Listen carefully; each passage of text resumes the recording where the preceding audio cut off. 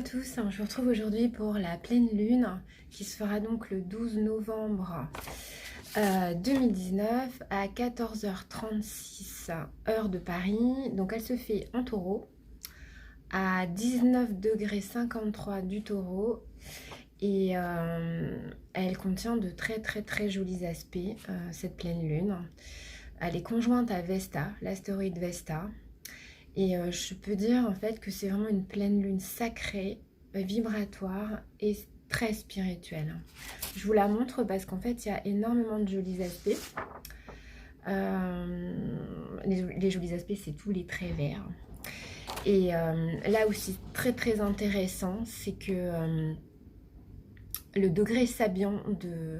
Alors, je vous rappelle que la pleine lune, donc c'est une opposition entre la lune et le soleil. Donc, la lune, elle est donc opposée au soleil qui se trouve donc encore en scorpion.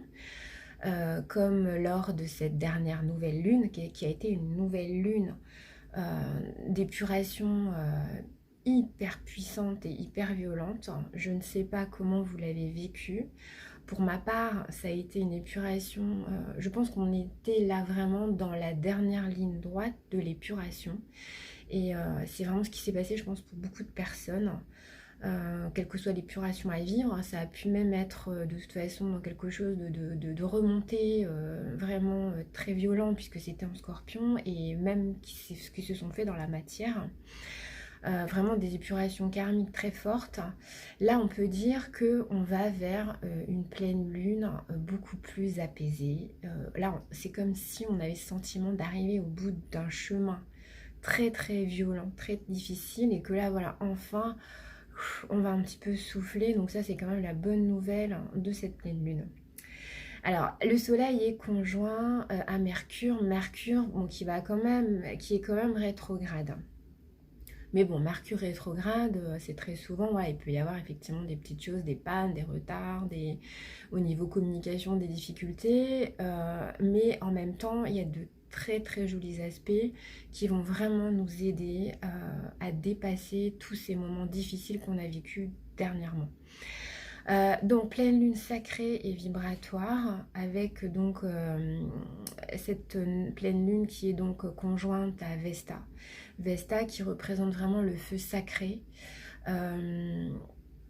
sur un niveau de vibration élevé et qui va vraiment aller nous faire rechercher en fait en profondeur toute notre spiritualité, notre feu sacré, cette intensité en fait qui va nous permettre de nous connecter à notre soi supérieur et également sur des niveaux supérieurs. Le degré sabian est vraiment exceptionnel au niveau de... Enfin, les degrés sabians sont vraiment exceptionnels.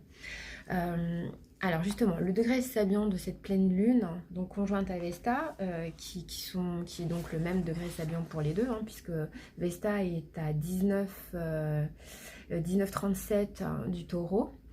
Donc là, le degré sabian, c'est un ciel strié de nuages en forme d'aile. La dominante, c'est l'éveil à l'œuvre des forces spirituelles. Et ça nous dit quoi? Ça nous dit à toute apparition de potentialité vitale, depuis les profondeurs du vaste inconscient, répond en une sorte d'antiphonie cosmique l'action spirituelle de forces supraconscientes. Ça nous dit quoi? Après avoir franchi une nouvelle étape dans son évolution, on devrait rechercher la signature de puissance divine qui vienne confirmer ce progrès. C'est comme si là, ce que je vous ai dit tout à l'heure, on arrive en fait, on a fait énormément de travail sur nous, on a fait énormément de chemin et en fait là, on franchit une nouvelle étape. Tout ce qui va nous arriver dans notre vie va nous confirmer en fait le progrès, tout ce qu'on a fait en fait. C'est comme si là on aboutissait en fait à quelque chose.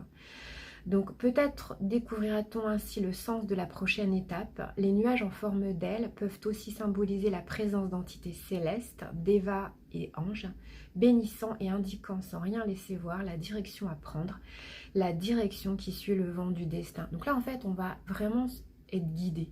Donc on peut se laisser guider. On arrive en fait, c'est comme si on arrivait au bout du chemin, d'un chemin très difficile. d'un chemin semé d'embûches. Et là, on va être vraiment guidé par des consciences, des anges, des dévas, voilà, vraiment des choses qui vont vraiment nous... Donc en fait, il faut se laisser en fait porter par le vent. C'est vraiment une pleine lune où là, je dirais, on s'apaise et on se laisse porter et voilà, on souffle. C'est vraiment cette ultime étape met fin à une progression au terme de laquelle on ne sera plus fermement établi dans sa nature originelle, recevant la bénédiction des forces supranaturelles. Donc voilà, c'est une pleine lune qui est vraiment très très vibratoire. Et en face, donc on a donc le soleil et Mercure. Donc le degré sabian du soleil, c'est une femme écarte les rideaux sombres masquant l'entrée du sentier sacré. Ce qui s'étend au-delà de la connaissance dualiste est révélé à la conscience humaine. C'est comme si là, en fait, on est à l'aboutissement de quelque chose. Si je vais un peu plus en profondeur au niveau du degré sabian du soleil, donc on est à... Alors attendez que je retrouve, donc il est à 19.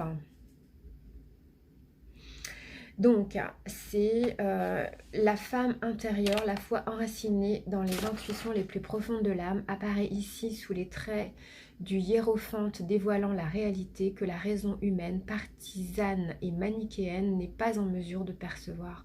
Le chemin conduisant à la vie unitive du mystique s'ouvre dès que s'évanouissent la crainte, l'égocentrisme, la morale dualiste et leurs sombres nuages. On est encore dans une dernière étape, c'est comme voilà, on arrive au bout du chemin. Cette dernière étape révèle ce qu'une confiance positive en la foi et l'intuition peut apporter. Il est nécessaire d'avoir du courage pour traverser le voile de la nuit. Le courage de s'aventurer au-delà des frontières familières et habituelles du connu pour plonger en avant dans l'inconnu.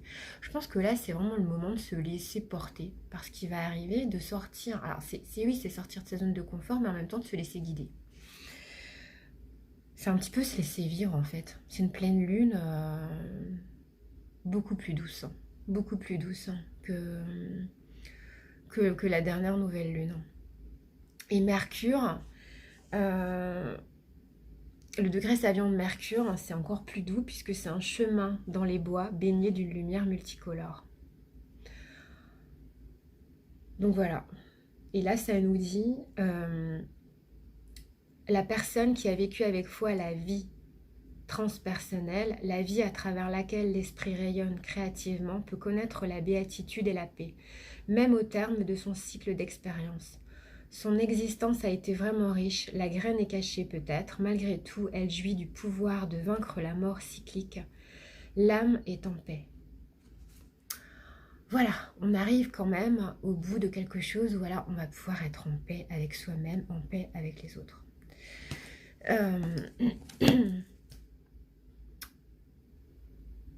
Alors, là c'était des degrés sabiens, mais voilà, c'est une pleine lune qui fait un trigone à Saturne-Pluton, qui fait un sextile à Neptune.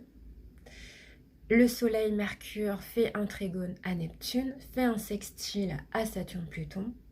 Voilà, c'est comme si là, en fait, toute cette épuration, enfin, elle était vraiment transmutée.